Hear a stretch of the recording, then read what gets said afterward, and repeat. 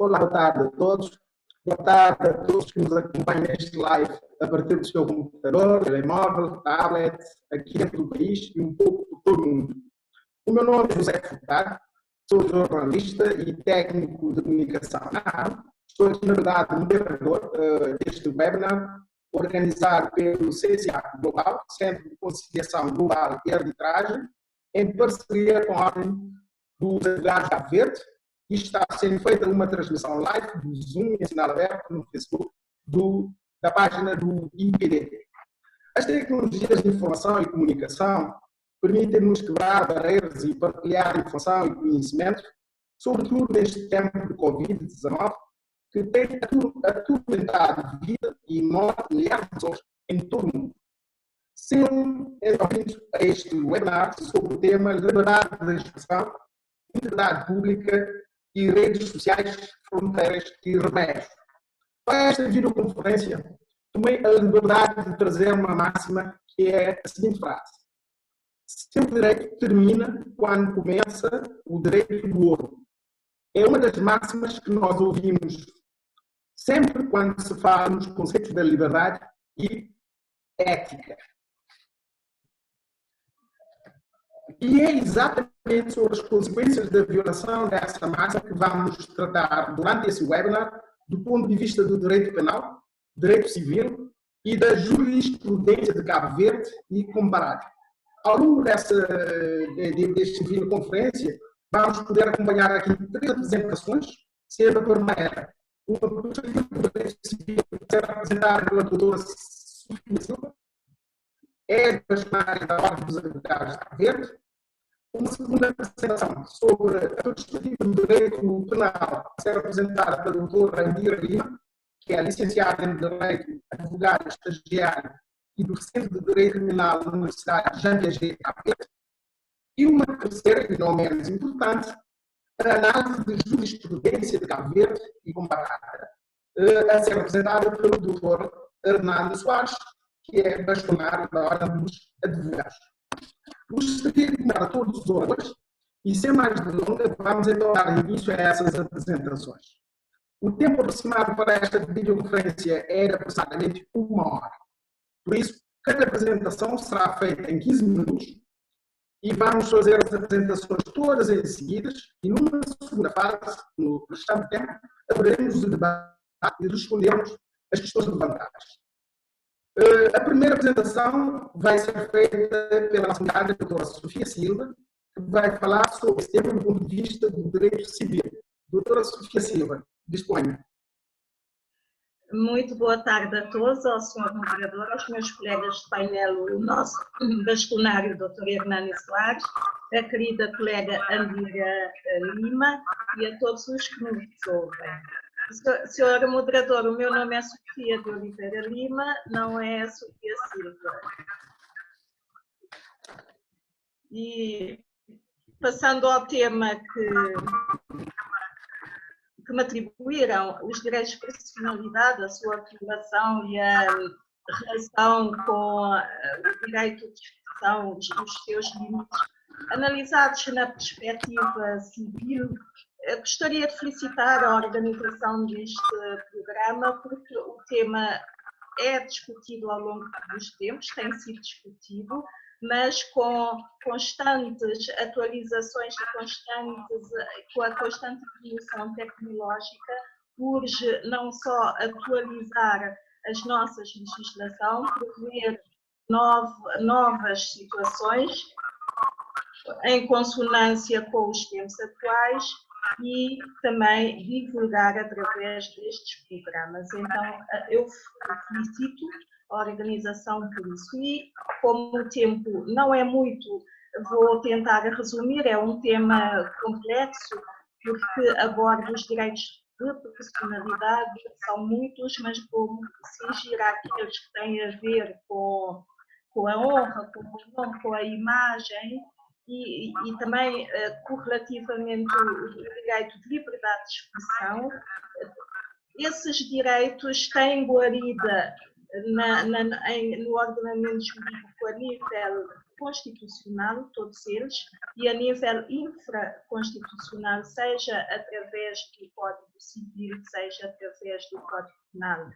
E o nosso ordenamento jurídico, nesse aspecto, no seu núcleo de direitos fundamentais e em concreto, de direitos de personalidade e da liberdade de expressão, tem a âncora, vai buscar a sua fundamentação na Declaração Universal dos Direitos Humanos.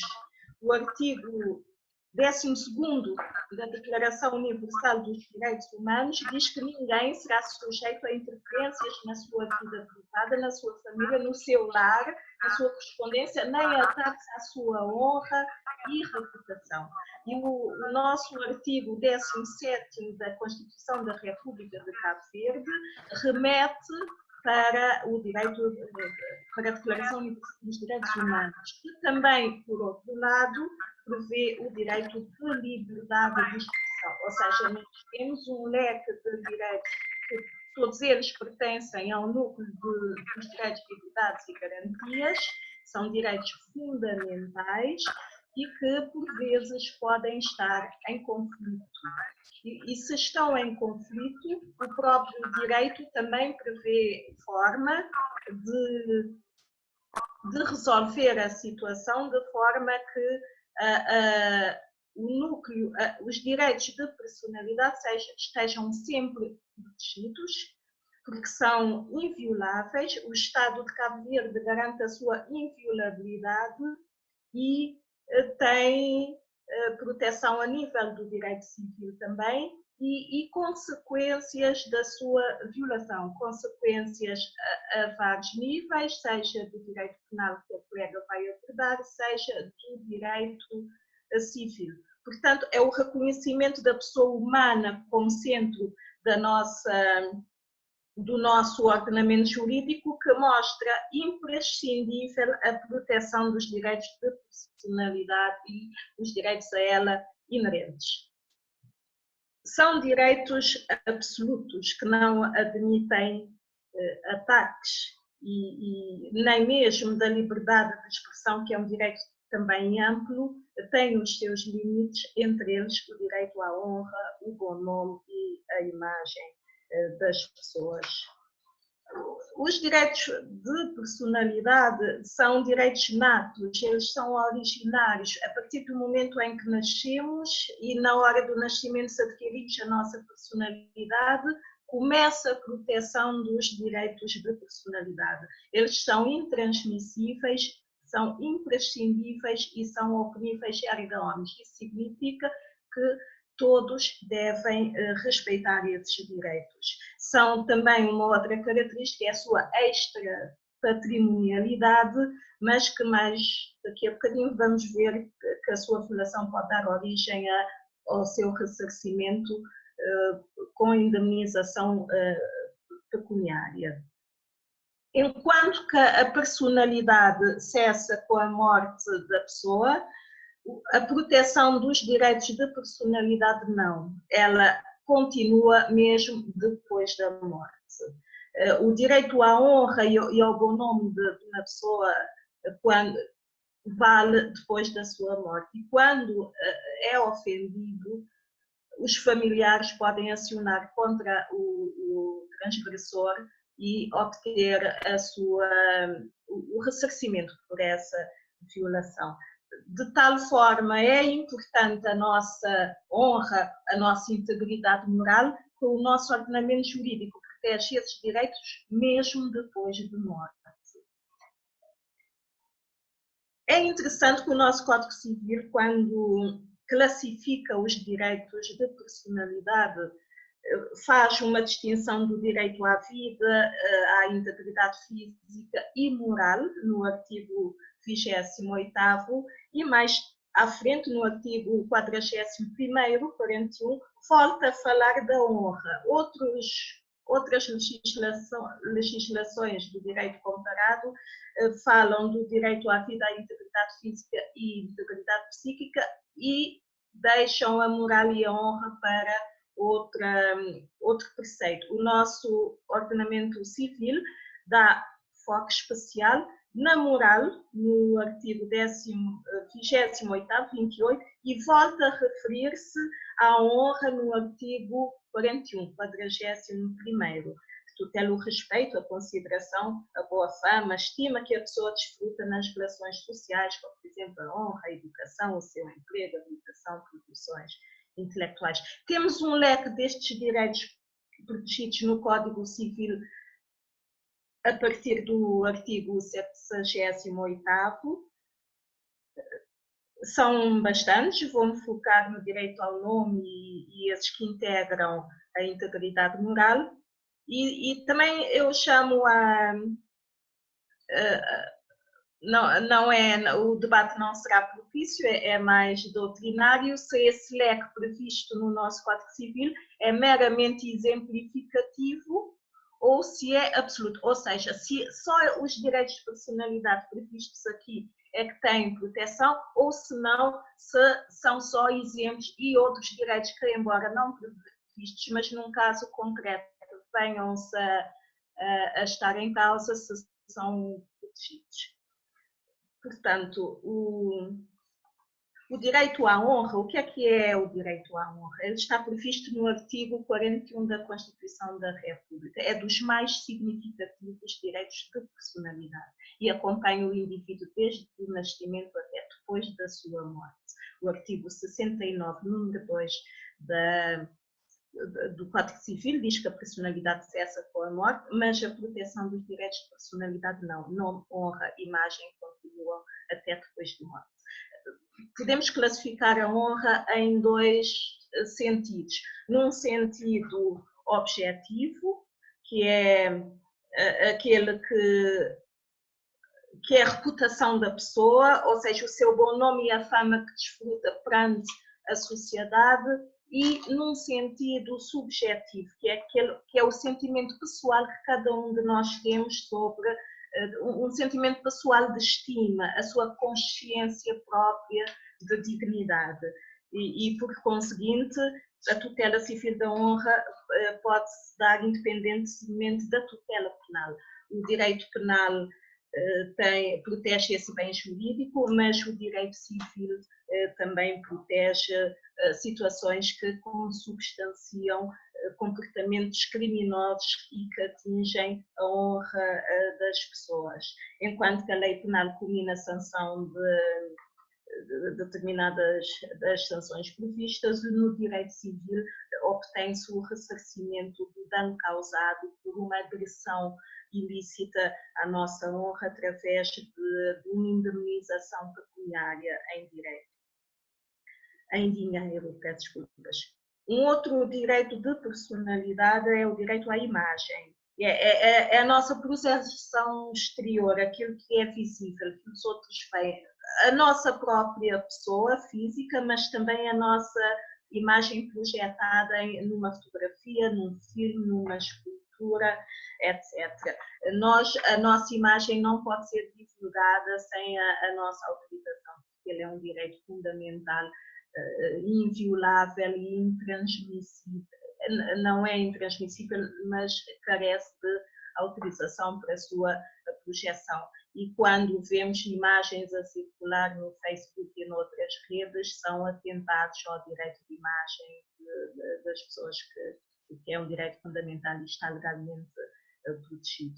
É a essência da individualidade, da nossa individualidade como pessoa. E portanto, o desvio, o desrespeito à nossa imagem também, o infrator pode ser criminalmente e civilmente responsabilizado. O direito ao nome também está previsto na legislação, na Constituição da República, no mesmo artigo 41 e no Código Civil, e podemos distinguir aqui o direito, o nome propriamente dito, aquele que está no registro civil, e também em certas situações o pseudónimo. Quando o pseudónimo tem importância notória na sociedade, artistas renomados, nomeadamente escritores, cujos pseudónimos são conhecidos, também ele está protegido. o nome seja, temos o nosso primeiro nome, que é aquele que é conhecido para fazer a distinção familiar e que tem as suas regras. A lei cabo-verdiana regula critérios de atribuição de nomes que nem sempre são respeitados, protege o nascituro de um nome vexatório, por exemplo, e tem outros critérios que nem sempre as pessoas e as instituições respeitam. E também temos o sobrenome, que é aquele que é hereditário, que vem dos nossos pais, que é aquele que nos identifica como sendo de uma determinada família. Portanto, são tudo o que tem proteção legal. Assim como a liberdade de expressão, como eu disse, e a liberdade de imprensa também são direitos fundamentais. Os cidadãos têm o direito de informar e de serem informados com verdade e tem como limites, um dos limites do direito de expressão é exatamente não ofender os direitos de personalidade das pessoas, seu direito ao nome, à honra, à imagem, e que tem a ver com essa máxima que o senhor jornalista atribuiu ao debate, e muito bem atribuído. Termina o direito quando começa o direito do outro. Todos estes direitos, de um lado os de personalidade, do outro lado o direito de expressão, da liberdade de imprensa, são inerentes à dignidade da pessoa humana. E quando a notícia que é dada na imprensa, a justiça percebe que há uma certa incompatibilidade entre a necessidade de uma informação na hora atual e a morosidade da justiça, mas quando a notícia é dada sem garantir, sem no mínimo garantir o contraditório e leva a sociedade a concluir, se for um caso criminal, da culpabilidade do cidadão, antes dos tribunais se pronunciarem, isto não é correto nem é justo, porque sabemos qual é o estigma que provoca na vida dessa pessoa e também sabemos qual é o valor axiológico do princípio da presunção da inocência, mas há formas, o direito tem formas de conciliar esses dois valores, a necessidade de informar a sociedade em tempo atual e o respeito pela dignidade da pessoa, da presunção da inocência, no mínimo garantindo o contraditório da pessoa visada. Ainda recentemente assisti a um extrato de um debate parlamentar com base numa petição assinada por alguns cidadãos em Portugal que pedem ao Parlamento português que faça uma revisão no Código Penal e restrinja o catálogo dos direitos à honra e quase que pede essa petição a descriminalização dos crimes de difamação e de injúria. São os tais tempos novos e o direito acompanha as mutações sociais, mas fundamenta, essa petição fundamenta numa larga proteção à honra, ao passo que o direito à liberdade de expressão considera que tem uma proteção mais mirrada. É esse o fundamento. E que o direito penal se deve limitar a intervir no mínimo essencial. Ora, o que a apresentadora desta petição, que é uma especialista em direito penal, mostrou que esse andamento de uma revisão constitucional pode ser relevante relativamente a ataques menos graves à honra da pessoa, que podem sempre, no direito civil, ter guarida a nível de ressarcimento. Mas que quanto a ataques mais graves, nomeadamente de notícias falsas, que o direito penal ainda não tem de proteger a honra da pessoa quando lhe é imputada uma notícia que é falsa, que é caluniosa. Isso é considerado grave. Portanto, concluímos que a importância do direito de personalidade e a sua fundamental importância, o resguardar esses direitos de forma a proteger a essência da dignidade da pessoa humana, porque é o que está em causa, e quando essa dignidade é ferida por ataques pessoais, por abusos de pessoas, causa o dano moral, da pessoa ver a sua honra, a sua imagem, o seu bom nome ofendidos. É uma ofensa ao direito de personalidade, e os danos morais são ressarcidos a nível do direito civil e pode causar danos materiais. Há situações em que uma ofensa ao bom nome da pessoa pode levar ao descrédito dessa pessoa no seio da sociedade em que vive e ter danos materiais, se for dependendo da profissão e da função que essa pessoa tiver na sociedade.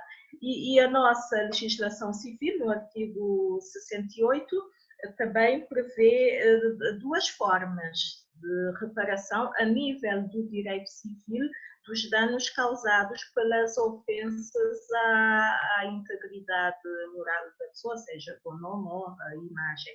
Uma forma preventiva, através de uma providência cautelar adequada à situação concreta, antes de haver concretização, consumação do crime ou do facto. A nossa lei prevê, adequadamente à situação concreta, uma forma preventiva e também prevê a forma repressiva, nesse mesmo artigo, no número 1, através de sanções penais e através de sanção civil. Com isso tudo, o nosso ordenamento jurídico quer nos mostrar que ninguém está acima da lei, ninguém tem o direito de dizer tudo o que pensa, mormente de inventar factos falsos, com total desrespeito para a dignidade da pessoa consubstanciada nesses direitos de personalidade. E também a Lei da Comunicação Social, no seu artigo 13º, prevê como limites da liberdade de imprensa, da liberdade de informação, esse catálogo de direitos, esse conjunto de direitos de personalidade. Portanto, temos a Constituição, temos o Código Civil, temos o Código Penal e temos a legislação extravagante, a Lei da Comunicação Social, tudo a dizer quais são os limites da liberdade de imprensa, da informação, e na medida em que protegem os direitos de personalidade. Nos tempos atuais, toda a gente tem acesso ao Facebook, é muito fácil publicar coisas, é muito fácil dar informações, é muito fácil falar de toda a gente. Publica-se imagens, divulga-se factos privados e é preciso ter uma responsabilidade muito grande, porque isso está à distância de um clique, mas esse clique origina essa divulgação para um número infinito de pessoas. E o que é publicado no Facebook ou noutras redes sociais é eterno, porque as pessoas têm acesso à página de quem publicou, pode ver os conteúdos, as imagens, pode-se chegar a esses conteúdos e imagens através de motores de busca, como Google, Yahoo, Bing e todos esses outros. Tem-se acesso aos comentários que outras pessoas fazem ao que é publicado em determinada página. Portanto, o que se escreve, o que se publica, o que se partilha no Facebook ou noutras redes sociais tem uma projeção infinita ou indeterminada de destinatários. E quando estão em causa esses valores constitucionalmente protegidos, temos de ter atenção, porque é grave, a ofensa é grave e tem tutela de proteção legal. O ressarcimento dos danos é fundamentado na responsabilidade civil extracontratual, na perspectiva do direito civil.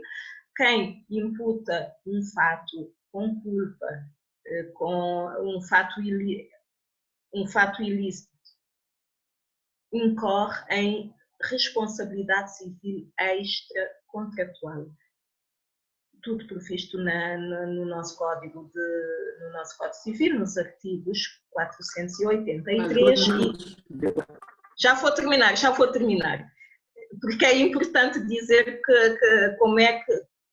quais são as consequências. E o artigo 484 é específico na responsabilidade civil causada por ofensa do crédito ou o bom nome da pessoa. Portanto, temos uma norma referente à responsabilidade civil direcionada para a ofensa do crédito ou o bom nome da pessoa. E quem incorre em responsabilidade civil tem a obrigação de indemnizar.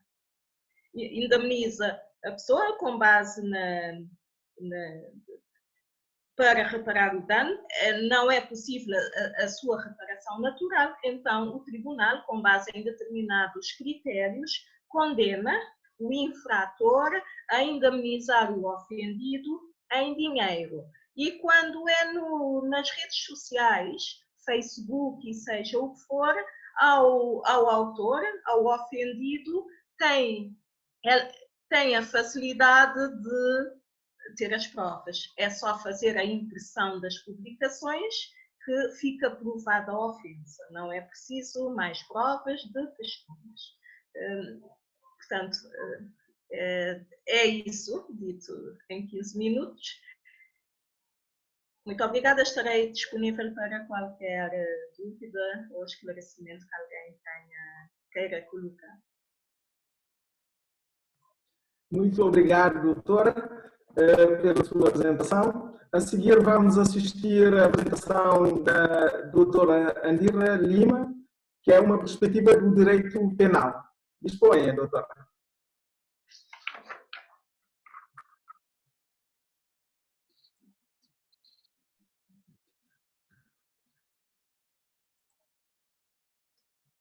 Ok.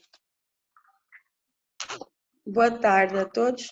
Boa tarde, doutor José Vaz. Cumprimentar os colegas conferencistas, a doutora Sofia, o doutor Hernani, o nosso bastonário, e a todos os webinars que nos vêm através da internet, não é? Eu vou, sem mais delongas, dizer que do tema liberdade de expressão, integridade pública, redes sociais, né, fronteiras, remédios, pode-se começar por dizer que a liberdade de expressão, que está prevista no artigo 48, a par da integridade pública, aqui entendida como uma dimensão do direito ao bom nome e à honra, também está prevista na Constituição, no artigo 41, né? Como se vê, constam os dois do catálogo de direitos fundamentais, o que faz com que sejam os dois direitos fundamentais em sentido formal e da primeira geração, não é? Em termos constitucionais, eu não vou aprofundar muito, até porque a doutora Sofia falou muito bem nessa parte. O que me parece aqui o principal problema, né, é a questão da colisão de direitos. No caso em questão, quando o exercício do direito fundamental, a liberdade de expressão, colide com o direito também fundamental, que é o direito à honra e ao bom nome, né? É essa tal integridade pública. Ou seja, no fundo a questão principal é qual é o limite que se pode pôr à liberdade de expressão e de informação.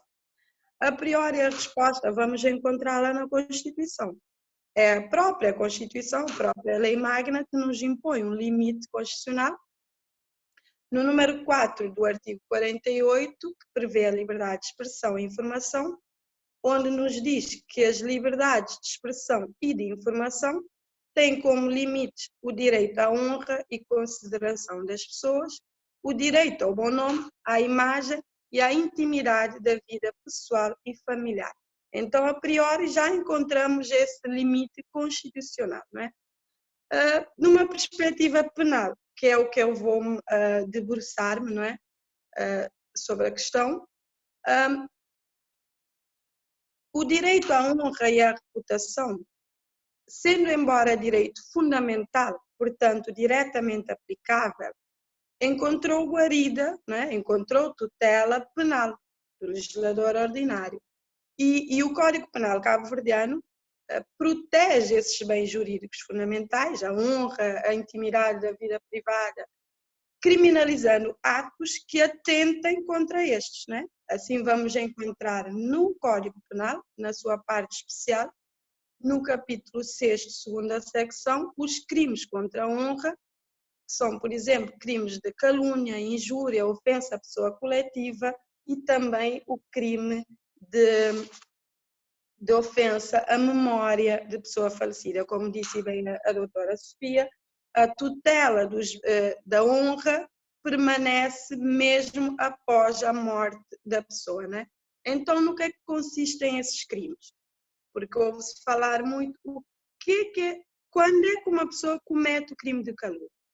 Quem, com conhecimento de sua falsidade ou com manifesto desprezo pela verdade, imputar a outra pessoa a prática de um crime ou a participação nele, ou reproduzir ou propalar tal falsidade, não é? Incorre num crime de calúnia e o Código Penal prevê uma moldura penal que vai dos 6 aos 18 meses, nesse caso admitindo pena alternativa de multa, que pode ir de 80 a 200 dias. Em relação ao crime de injúria, quem injuriar outra pessoa, imputando-lhe factos ou juízos ofensivos do seu bom nome e crédito, da sua honra e consideração, dignidade ou reproduzir essas imputações, incorrerá no crime de injúria, prevendo o legislador uma moldura penal de até 18 meses de prisão, né, com limite mínimo de 3 meses, que é o que a lei diz em relação à duração das penas de prisão em Cabo Verde, que está no artigo 51 do Código Penal, e aqui também admitindo pena de multa, né, de 60 a 150 dias. O Código Penal, o legislador penal, em relação ao direito civil, como diz a doutora Sofia, as consequências serão sempre monetárias. Em relação ao direito penal, a pessoa pode ser condenada a pena efetiva de prisão ou a pena de multa, né? Em relação ao crime de ofensa à pessoa coletiva, que está prevista e punível nos termos do artigo 169 do Código Penal, diz-nos que comete esse crime quem, sem ter fundamento para, em boa fé, os reputar verdadeiros, afirmar ou propalar, dando-lhes publicidade, factos inverídicos que afetem de maneira grave a credibilidade, o prestígio ou a confiança devidos à pessoa coletiva, instituição ou serviços públicos. Nessas situações, o agente será punido com pena de prisão, que pode ir até 6 meses ou ainda com pena de multa. Em relação ao crime de ofensa à pessoa coletiva, nem sempre houve esse entendimento, não é? A priori discutiu-se a questão de saber se pessoas coletivas poderiam ser sujeitos passivos de crimes previstos no capítulo 6 de crimes contra a honra e consideração. E houve, de facto, vozes contrárias, não é?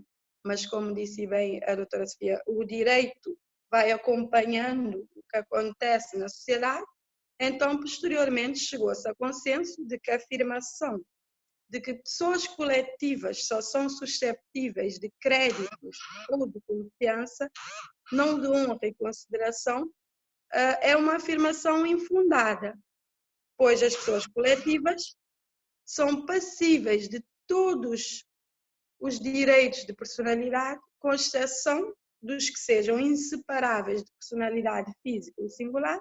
Estaríamos a falar de direitos, em regra, do campo do direito da família e, em parte, de sucessões, do direito das sucessões. Consequentemente, as pessoas coletivas têm direito ao nome e à defesa do seu bom nome. Era esse, aliás, o entendimento do professor Manuel de Andrade, quando afirmava que as pessoas coletivas podem ser titulares de direito de personalidade, como seja o direito ao nome, firma no caso das sociedades, e distinções honoríficas também, e até o direito ao bom nome, ou seja, a honra. Não é? Em relação a esses crimes, nós já vimos quem pode ser sujeito passivo, não é? As pessoas, inclusive pessoa coletiva. Em relação ao sujeito ativo, quem pode cometer os crimes contra a honra? Todos. Tendo em conta que é um crime comum em relação ao sujeito, todos podem praticar esses crimes. Leia-se todos, pessoas singular ou coletiva, né? Em relação ao procedimento criminal, como é que se desencadeia todo o procedimento criminal? Porque muitas vezes acontecem esses tipos de crimes, mas as pessoas não sabem como proceder, né? Como é que se desencadeia então o procedimento criminal? Os crimes previstos no 165 e 166 do Código Penal, ou seja, o crime de calúnia e injúria, respectivamente, são crimes particulares. Isso quer dizer que o procedimento criminal vai depender de queixa do ofendido. E a prossecução processual depende de acusação particular. Em relação já ao crime que está previsto no artigo 169, crime de ofensa à pessoa coletiva, o procedimento criminal depende de participação do ofendido e a prossecução processual vai depender da acusação particular, sempre que o ofendido não seja ou não exerça autoridade pública. Se o ofendido, sendo ofendido ou exercendo o ofendido a autoridade pública, dispensa-se a acusação particular para a prossecução processual, não é? Tendo em conta que é o Ministério Público quem os representa. Em relação ao meio de cometimento, que é o que aqui nos interessa muito dizer, porque o Código Penal dispõe no artigo 171 que os crimes de injúria, calúnia, ofensa à pessoa coletiva, não é? Que são crimes que atentam contra a honra da pessoa e acabam por afetar a integridade pública das mesmas, podem ser cometidos por qualquer meio, ou seja, por forma escrita, oral, por imagens, som em suportes informáticos, magnéticos, eletrónicos ou quaisquer outros mecanismos de transmissão de dados, imagens, palavras e sons, através do Facebook, através do Instagram, através de qualquer rede, não é? Em relação ao facto desse crime poder ser praticado por qualquer meio, isso quer dizer que vamos encontrar uma situação em relação à recolha da prova. Como é que se faz a recolha da prova? A Lei de Cibercrime, a Lei 81 de 2007, de 20 de março, diz que por serem crimes praticados por qualquer meio informático, não é? Vamos aplicar essa lei para, no caso, a recolha e o tratamento de provas, não é? Diz que essa lei é aplicada a todos os crimes que forem praticados peço desculpa, o domínio do cibercrime e da recolha de prova em suporte internet. A lei do cibercrime é aplicável a todos os crimes relativamente aos quais são cometidos por meio de um sistema informático e aos crimes em que seja necessário proceder a recolha de prova em suporte eletrónico, não é? Pois o diploma elenca um conjunto variado de situações onde regula recolha, preservação, injunção para apresentação ou concessão de acesso a dados, não é? Com base nessa lei, pode-se fazer a recolha de prova para os crimes contra a honra quando estes forem praticados por meio de suportes eletrónicos ou magnéticos, não é? Ou seja, quando esses forem praticados em qualquer rede social, não é? Apesar da pessoa pensa estar segura por estar por detrás, muitas vezes, de perfis falsos, não é? A justiça consegue lá chegar. Relativamente aos crimes contra a honra, o legislador prevê agravações. Quando? Em duas circunstâncias. Primeiro, sempre que haja publicidade. E o artigo 172 do Código Penal diz-nos que haverá publicidade sempre que a difusão ou a divulgação dos factos ou dos juízos seja efetuado por meio de papel impresso, panfletos, ou no caso que aqui nos interessa, sempre que essa divulgação ou difusão for por meios audiovisuais ou meios análogos. Ou seja, praticar os crimes contra a honra em redes sociais estará a ser sempre um crime agravado, porque há publicidade, nos termos do 172 do Código Penal. A segunda situação, haverá gravação em razão da qualidade da vítima.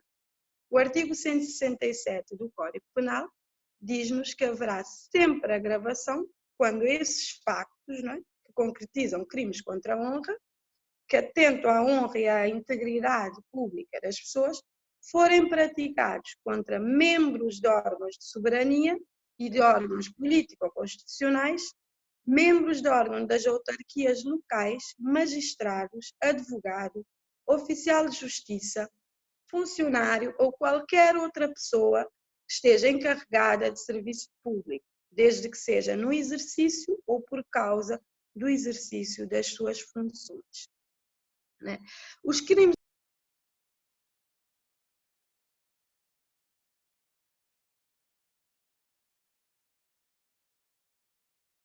né?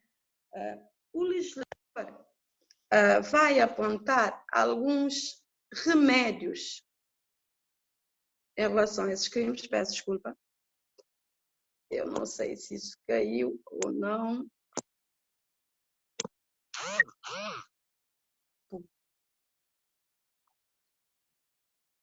Doutora, você tem 2 minutos. Ok, eu não sei se isso caiu ou não, é que no meu telefone caiu. Ok, eu vou continuar. 2 minutos, já estou a terminar.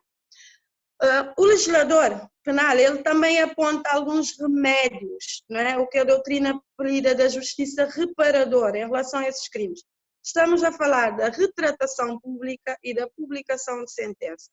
O artigo 175 do Código Penal nos diz que o agente dos crimes de calúnia, injúria, ofensa à pessoa coletiva pode ser dispensado de pena quando se retratar pública e inequivocamente, antes do início da audiência de julgamento, não é?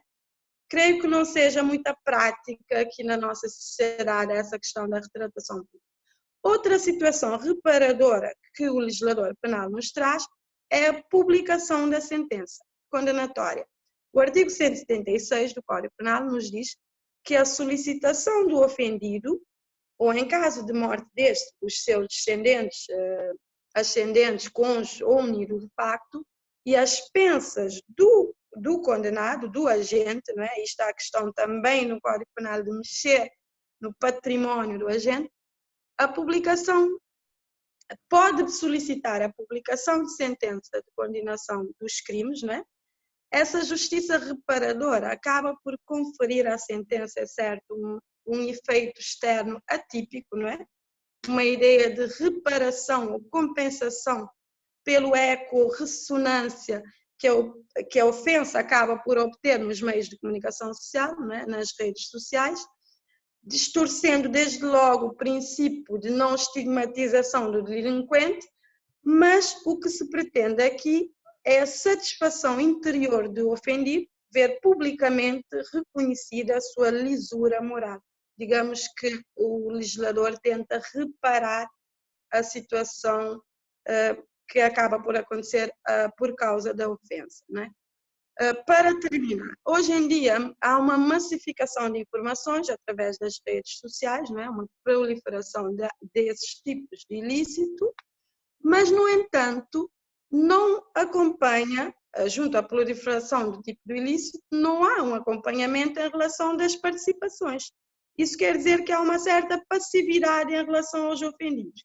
O que temos que perceber se essa passividade deve-se ao facto do desconhecimento, não é, de todo o procedimento, se há uma falha na prevenção geral, não é? Na prevenção geral, tanto negativa de intimidação ou positiva ou de integração, não é? Nesse sentido, não é? Todos nós devemos ver o sistema judicial e o cidadão devem caminhar para podermos todos conseguir exercer o direito fundamental, liberdade de expressão e informação, mas sempre e tendo em conta o direito, o limite que a própria Constituição impõe, que é o direito à honra e consideração das pessoas, o direito ao bom nome, à imagem e à intimidade da vida pessoal e familiar de todos nós. Peço desculpa, eu ultrapassei do tempo, mas o tema é bastante complexo e... É normal. É verdade. Vamos deixar para o debate. Talvez para possa surgir algumas questões. Vai ter a oportunidade de enviar. Muito obrigado. Muito obrigado. Agora vamos passar então à última apresentação do Dr. Hernani Soares sobre a jurisprudência de Cabo Verde e comparada. Doutor, dispõe. Muito bem. Boa noite a todos. A hora já vai longa. Duas belas exposições das minhas colegas, da excelentíssima bastonária doutora Sofia Lima e da colega doutora Andira Lima. Ora, o tema é preciso olhá-lo de uma forma prática, como disse a doutora Andira, porque vem acontecendo recorrentemente, não é? Nós assistimos que as pessoas não têm ainda a consciência do quão grave podem ser as declarações ou ditas as declarações orais ou as declarações escritas feitas numa rede social. E é preciso ter-se em conta que as redes sociais são hoje meios de comunicação social, designadamente Facebook, Instagram, Twitter, são meios de comunicação social. E são meios acessíveis a qualquer pessoa e não apenas a um grupo de amigos.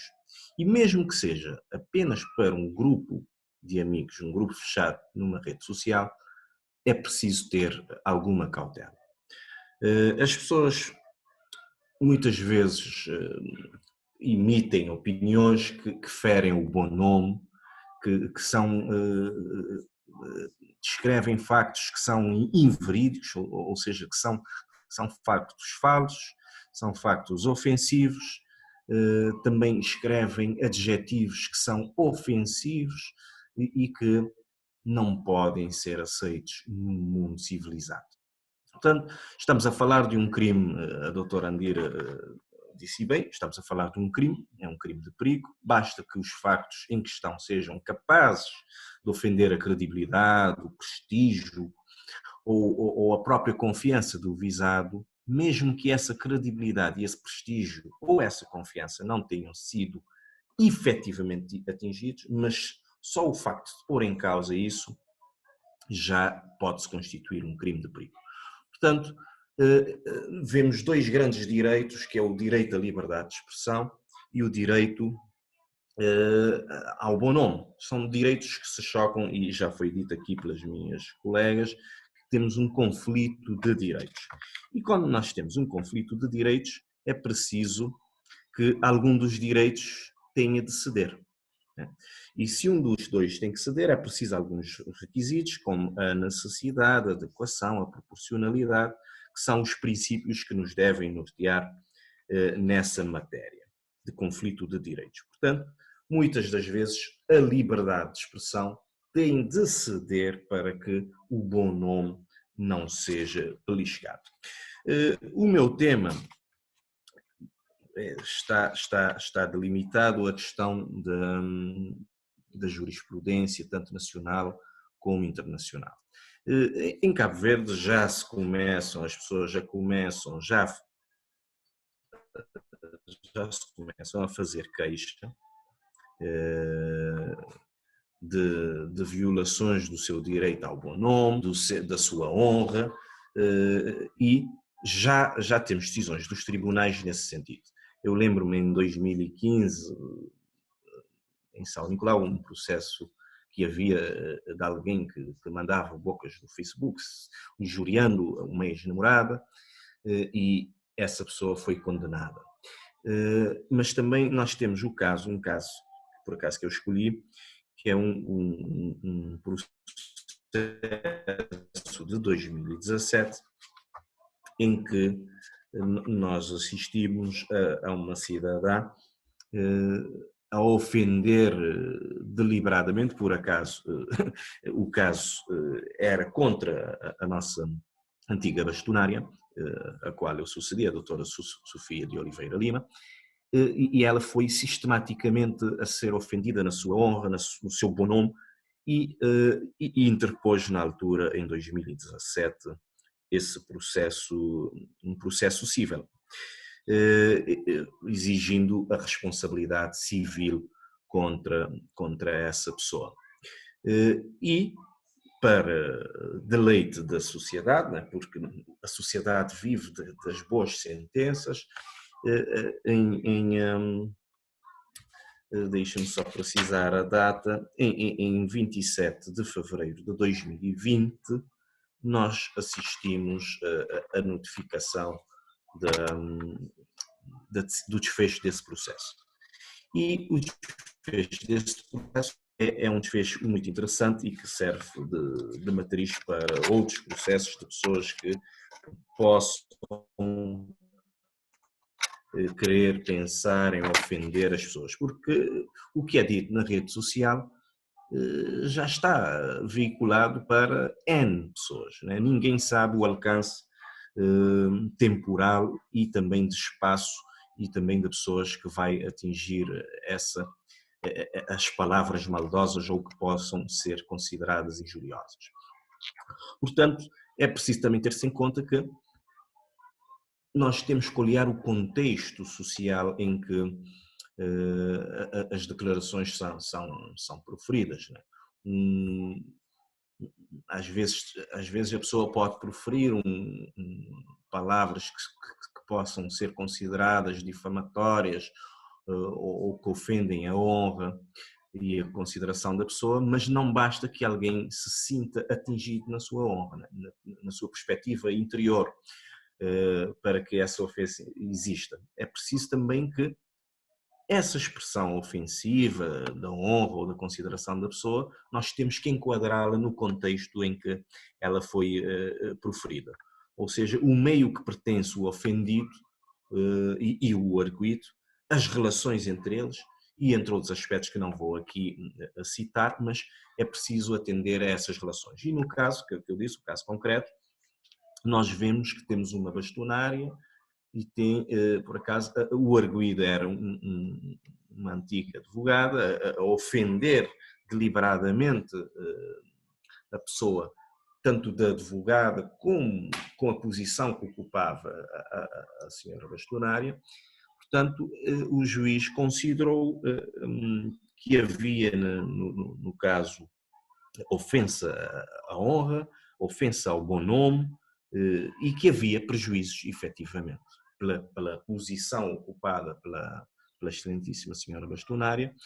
Considerou-se que a ré era-lhe imputável esse crime de ofensas ao bom nome e foi condenada a uma indemnização por danos não patrimoniais no valor de 500 mil escudos, 500 contos na gíria, como se diz. Portanto, para vermos que quando alguém profere palavras à toa ou maldosamente, é preciso que haja depois responsabilidade. Mas as responsabilidades, é preciso dizer que devem ser assacadas no tribunal. Né? Há muita gente que é diariamente ofendida no Facebook e não assaca as responsabilidades devidas a ninguém, né? Não mete nem processo de crime ou processo civil. No caso, a bastonária fez muito bem e interpôs esse processo, demorou para aí uns 3 anos para ser resolvido, mas o certo é que, passado esse tempo, a indemnização, né, que no caso às vezes nem é a cifra não é um valor que dizemos que compensa todos os danos sofridos, mas já é um começo de punição, né? Como eu disse, foi condenado a autora do crime, mas nesse caso era da ofensa ao bom nome e a consideração da pessoa. Portanto, este é a nível nacional. Portanto, a nível nacional já temos alguma jurisprudência, já vai havendo decisões, já vai havendo a cultura das pessoas meterem ações no tribunal. Portanto, só assim é que se educam muita gente que pensa que o que diz no Facebook ou qualquer outra rede social não tem impacto. A nível internacional, há muitos anos, mais anos do que aqui em Cabo Verde, que as pessoas já vão sacando as responsabilidades do que é dito no Facebook. Já há trabalhadores que foram despedidos por falar em redes privadas e ali escamoteiam, pisam, ofendem, difamam, por exemplo, o empregador num grupo privado, mas que por qualquer razão o que é dito ali no grupo privado torna-se público e por causa disso essas pessoas já foram condenadas pelas palavras que disseram. Uns perderam trabalho, outros tiveram que indemnizar os visados. Portanto, a nível internacional, esse tema já é muito batido, não vou aqui falar dos fundamentos jurídicos, mas é preciso olhar que, novamente, eu só repito, há uma questão que é a questão dos conflitos de direitos que as pessoas têm que olhar, que o que é dito, a liberdade de expressão, tem um limite que é a honra, a consideração e o bom nome das pessoas. Portanto, quem não respeitar isso terá necessariamente que responder civilmente ou criminalmente. Às vezes o civilmente dói muito. Está a ver um cidadão que tem que desembolsar 500.000 escudos ou mais, né? Porque consoante os tribunais ficaram com mais audácia, eu costumo dizer que em Cabo Verde os tribunais ainda são muito tímidos no estabelecimento das indemnizações. Mas quando começarem a perder esse receio do limite das indemnizações, como nos Estados Unidos, onde o bom nome, quer dizer, alguém que ofende deliberadamente, nunca é punido com sanções muito leves a nível pecuniário. Mas as culturas jurídicas são diferentes, países diferentes, mas eu creio que é sempre um processo de cultura e vai-se mudando. Portanto, a cultura jurídica de Cabo Verde já é, ok, ofendeu-me, vou a tribunal a sacar as responsabilidades e já sabem, para os cidadãos, que há sim responsabilização, mas como eu disse atrás, é preciso olhar que o contexto em que a situação é proferida pode mudar, não é? Nem sempre o que é dito de forma ofensiva pode ou não ser um crime de ofensa ao bom nome, por causa do tipo de pessoas, por causa de quem era o ofendido e o arguido, enfim, esses aspectos são muito importantes e às vezes convém não olvidar que quando uma palavra tem uma pluralidade de sentidos, por exemplo, não temos que acolher o significado atribuído pelo visado tão só, né? por se ter considerado ofendido. Portanto, é preciso que o que é dito seja, que eu citei o caso concreto aqui, nós vimos claramente que a pessoa pretendia mesmo ofender e de certa forma lesar o bom nome da ofendida. Portanto, dito isto, eu espero que as pessoas não tenham receio, utilizem sim os meios legais quando se sintam efetivamente lesadas no seu bom nome. Obrigado.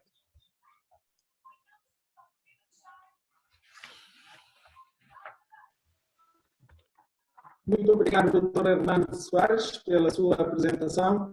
Vamos muito rapidamente, estamos em cima da hora, vamos muito rapidamente para o debate.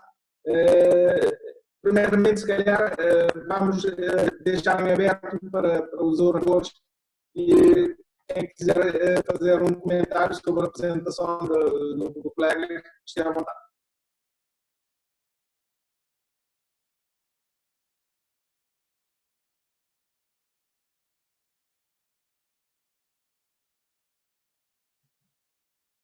Vamos. Algum comentário que queiram fazer?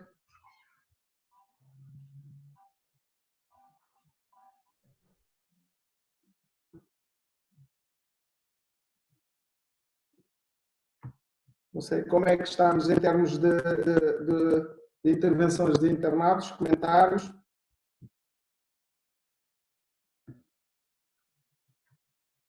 Vamos.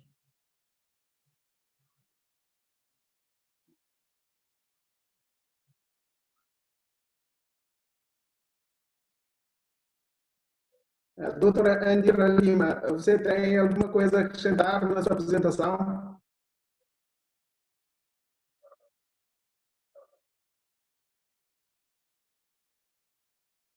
Ligar a câmera aqui. Peço desculpa.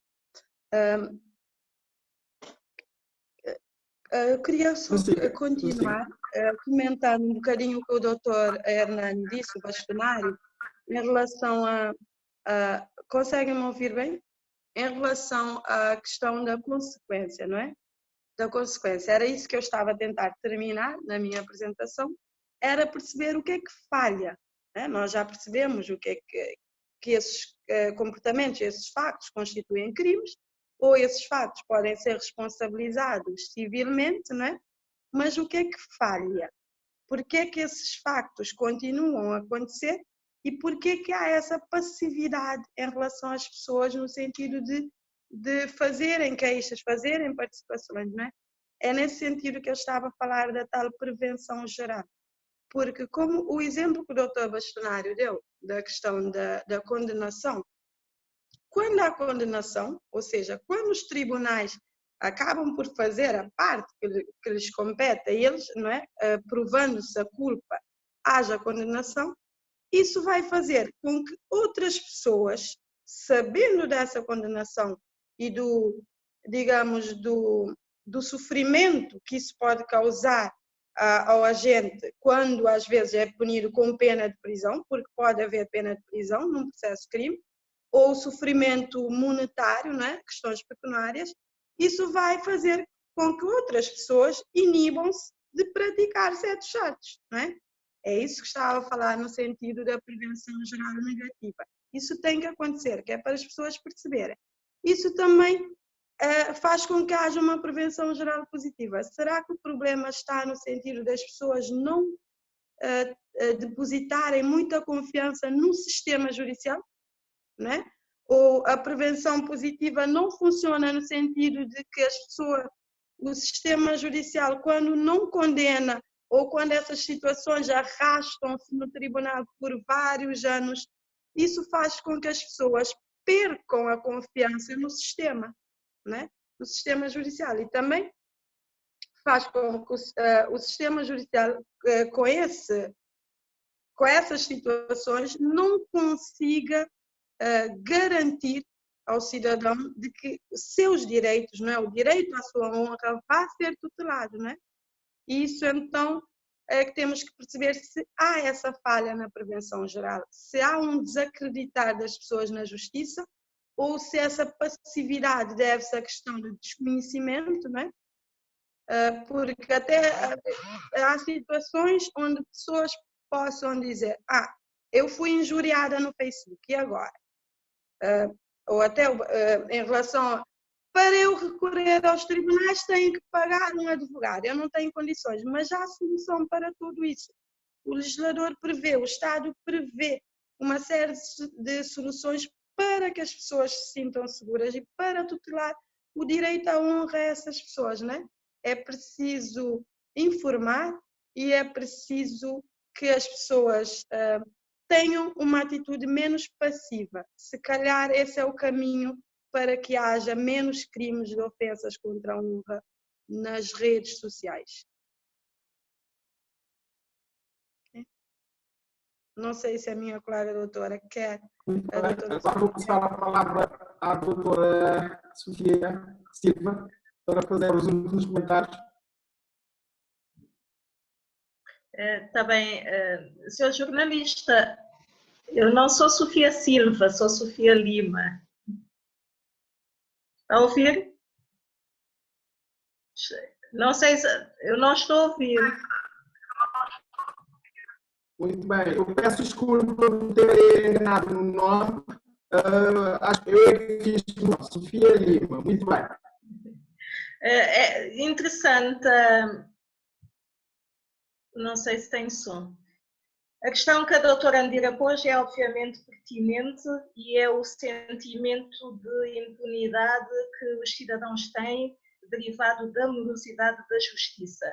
E também porque quando aqueles que têm acionado por causa da ofensa à sua integridade moral, à sua honra, bom nome ou imagem, normalmente têm seguido a via penal, e sabemos que os processos, as ações penais têm um prazo de prescrição e tem acontecido prescrever em muitos processos de crimes contra a honra, o que certamente desanima a sociedade a acionar os agressores da sua dignidade moral. E por isso que no caso que o nosso bastonário expôs aqui, preferi recorrer à ação civil com a garantia de não haver prescrição. O que é que a doutora Andira falou em como ultrapassar as questões pecuniárias, o custo, as custas judiciais, mas nem todos conseguem ter assistência judiciária, porque se é alguém que tem um emprego, dificilmente conseguirá ter assistência judiciária. Levanto uma outra questão, que é se se dá mais importância à proteção civil desses direitos de personalidade no sentido de optar por intentar ações cíveis, temos de pensar em reduzir as custas judiciais se dermos importância ou prioridade à defesa desses valores cujo postulado axiológico é a dignidade da pessoa humana. Temos esse sentimento dito pela doutora Andira, que já abordei agora, mas também nota-se, não sei se é impressão, mas nota-se um certo relaxamento da sociedade na defesa da sua honra, da sua dignidade. Muitas pessoas que são ofendidas publicamente dizem que desvalorizam essas ofensas, dizendo que não tem importância, que as pessoas sabem que ela é uma pessoa digna. Não é assim que se deve funcionar, tem importância sim. Os tribunais existem para repor a dignidade da pessoa e assim, com esse sentimento de defesa da sua própria dignidade, aliada à questão da celeridade processual, consegue-se, e também alguma reeducação social, consegue-se um equilíbrio entre a liberdade de expressão, que é fundamental, e a defesa da moral, da integridade moral, da honra das pessoas, que também é fundamental.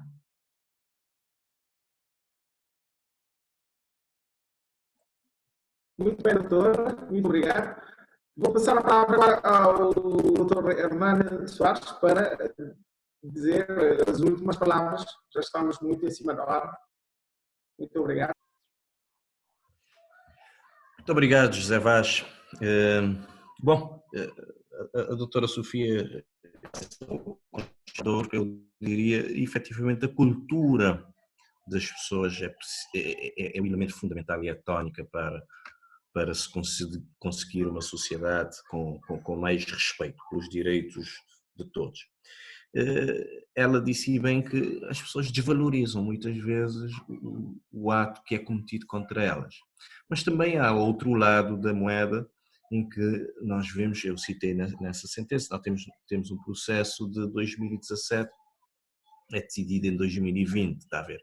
Alguém que é vilipendiado em 2017 e só em 2020 é que vai ter uma sentença, digamos, reparadora, acaba por ser também desanimador. O nosso sistema judicial precisa de sofrer alguma mudança, que sejam mais céleres. Quer dizer, nem há mais céleres, que sejam céleres, porque não têm sido céleres, né? Quando tivermos alguém, por exemplo, alguém ofende hoje e daqui a um mês ou daqui a 2 meses nós tivermos uma decisão, a coisa seria muito diferente do que daqui a 3 anos a própria vítima já se esqueceu, não é? Se as vítimas já não estão por aí viradas de defender os atos, imagine 3 anos depois como é que essa vítima vai se sentir. Já nem se lembra que algum dia foi ofendida, exceto alguns casos em que os danos são irreparáveis, né? Há situações em que o bom nome é destruído e não se consegue voltar. Mas nas situações em que é apenas lesado por momentos, mas que causam lesões, o cidadão tem tido essa dificuldade. Eu não partilho que sejam as custas judiciais o limite para que as pessoas não estejam a sacar responsabilidades. Eu acho que a sociedade cabo-verdiana é uma sociedade de sacar responsabilidades, né? Deixa tudo nas mãos de, vamos dizer, deixa tudo nas mãos de Deus, né? Deus resolve tudo. Eu acho que a nossa cultura tem que mudar para uma cultura de responsabilização, né? Tudo o que uma pessoa diz, faz, escreve, tem que ter responsabilidades para isso. Quando essa cultura jurídica mudar, nós teremos sim pessoas com mais respeito e pessoas que interiorizem o que é isso de liberdade de expressão, né? Entender alguém e achar que isso é expressar, isso é expressar, né? Eu não posso vilipendiar o nome de alguém e achar que isso eu estou dentro da minha liberdade de expressão. Portanto, o que eu termino dizendo é, ok, sim, o sistema judicial dá resposta e as lesões civis, né, o tribunal assaca a responsabilidade civil quando o cidadão sentir, mas o tempo é que não é amigo do ONOM, infelizmente, nesses casos. Obrigado. Boa tarde. Tudo bem, doutor Hernani? Caro moderador, eu peço desculpas, eu não sei se posso fazer uma intervenção. Sim.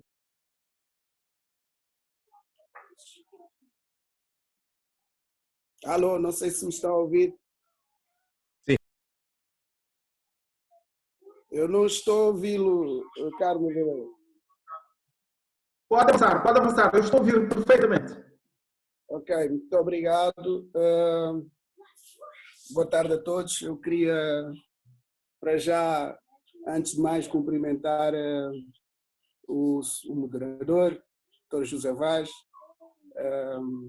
os webinários, não é?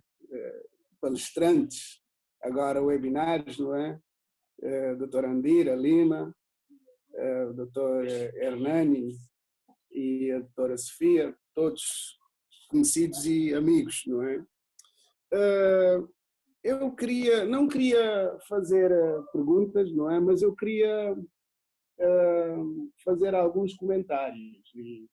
Mas primeiro, antes de ir aos comentários, eu queria também parabenizar todas as intervenções, foram realmente de alto nível e fiquei mesmo muito satisfeito. Mas eu queria realmente acrescentar umas coisas, porque realmente o problema não está apenas na cultura do povo, daquele que vai à procura da justiça. A mudança de atitude também tem que vir, principalmente, pelo menos do meu ponto de vista, daqueles que acabam por decidir, não é? Porque há que mudar a cultura de todos os operadores da justiça, mas principalmente daqueles que acabam por decidir. Porque a questão tem muito a ver também com o próprio valor da honra, não é? E o valor da dignidade das pessoas. Porque nessas situações, normalmente o que acontece é que o dano é essencialmente o dano que afeta a honra das pessoas, ou os danos morais mesmo, não é? Mais do que os danos patrimoniais, os danos afetam ou são basicamente os não patrimoniais. O problema é o valor que se atribui ou que tem sido atribuído a esses danos não patrimoniais aqui no nosso país. Não é? Por isso é que eu falo do valor da honra e do valor da dignidade das pessoas humanas, porque nós quando olhamos para sentenças em que, por exemplo, uma pessoa mata um pai de uma criança, a criança fica sem pai, há danos morais e há danos patrimoniais sérios, não é? Mas depois dos próprios danos patrimoniais, a indenização que a pessoa é condenada, uma pessoa que tem possibilidade de pagar, é 500 contos, não é? Quando isso acontece, depois nós vamos nos interrogar. Se os danos patrimoniais nessa situação são 500 contos, e vamos imaginar os danos não patrimoniais numa situação de ofensa à honra, não é? Isso depois também é um bocadinho desanimador, não é? Porque quando as pessoas veem situações aparentemente muito mais graves ou obterem indenizações daqueles montantes, não é? O que pensar realmente em relação aos danos na honra da pessoa. Falo dos danos não patrimoniais, não é? Porque realmente há que mudar também essa atitude, essa cultura, porque não há apenas uma cultura de impunidade. Isto existe, todos nós sabemos, não é? Mas a impunidade passa também pelo facto das indenizações das indenizações serem realmente muito, muito irrelevantes nessas situações e noutras também. Na generalidade das situações em que há danos não patrimoniais, nós, não é? Ao vermos os valores das indenizações, ficamos realmente a pensar se vale a pena ir ao tribunal, não é? Para obter indenizações desta natureza. É claro que, para mim, penso que valerá sempre a pena, não é? Ainda que eu vá receber 10 contos de indenização. Mas, enfim, há muitas pessoas que não pensam assim. Realmente é preciso também que haja uma mudança de atitude relativamente àqueles que acabam por decidir essas questões, não oferecendo indenizações realmente que acabam por compensar efetivamente o dano da honra da pessoa. Era só isto que eu queria dizer. Parabéns também à organização, parabéns mais uma vez aos webinars e uma boa tarde a todos. Muito obrigado, Sr. Anderson Barbosa. E não tendo comentários dos internautas, só nos resta agradecer a presença e a vossa atenção. Muito obrigado a todos e boa tarde, até a próxima.